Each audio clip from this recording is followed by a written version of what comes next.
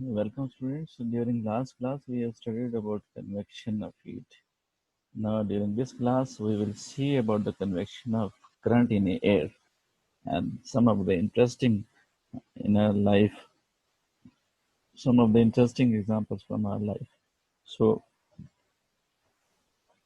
if you look at the convection current, basically convection current of current in air, geysers also expansion heating. The convection current are easily set up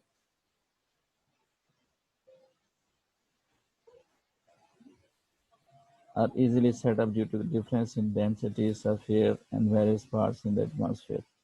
So we have discussed in detail what the convection is, and we have seen what are the applications of convection. Now we are considering the convection of current in air.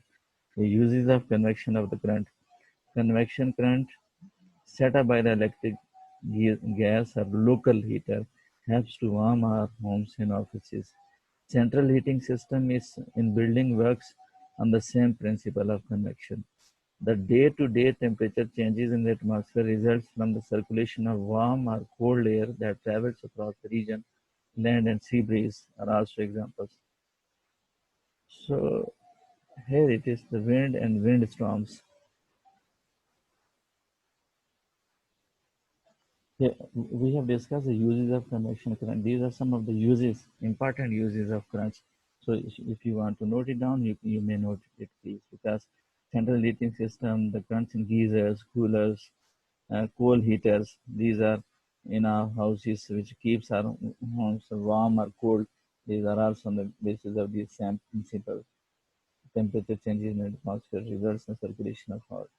Wind and wind storms. Convection causes motion of the air in the atmosphere from colder to hotter region. A local rise in temperature is accompanied by a decrease in density of the air, which moves. What happens? A place from where there is a hot weather, the air becomes warmer and warm air becomes light, denser, or the lighter rises up, and the closer region air is cold, and that comes to fill the gap. By this way, the motion of the current takes place.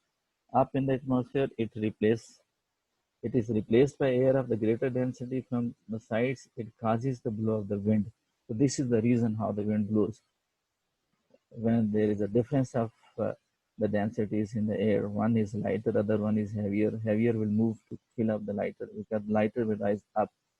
So riding a thermal. Thermals are streams of hot air rising in sun. They are convection current. Birds are able to fly for hours on thermal without flapping their wings. So this is one of the applications of convection current because already the warm air being lighter is rising up. The birds are taking benefits of this rising air, getting free amount of energy to rise up. So that's why they are using without flapping their wings. They can stay or live for hours on these thermals. Similarly, gliders, aeroplanes are also able to rise by riding on the thermals. When they use thermal, they can rise up. So these are some of the most important applications of convection. So what we have seen during these uses of convection current, we have seen central heating system, we have seen the convection set up during gas and the heaters placed inside our homes to keep the houses warm and either to warm or to use the ACs. And basic principle is considered. The day-to-day temperature changes in the atmosphere results in the circulation of warm cold air, which results in the sea and land breeze.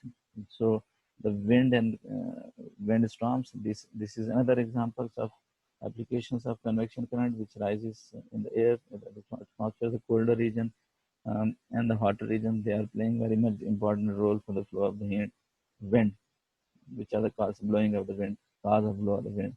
Now riding on the thermal, birds use thermal to stay or to fly without flapping their wings for a long time. And similar is the case for the gliders, aeroplanes. They are also able to rise up gliding the thermal. And again, I'm repeating the same example which I have discussed. Basically, it happens due to the actual movement of the molecule from one place to another place. So this is called convection. I have given you the example of the teacher when he moves inside the class. He's standing in front of the class. He's not going to involve you people.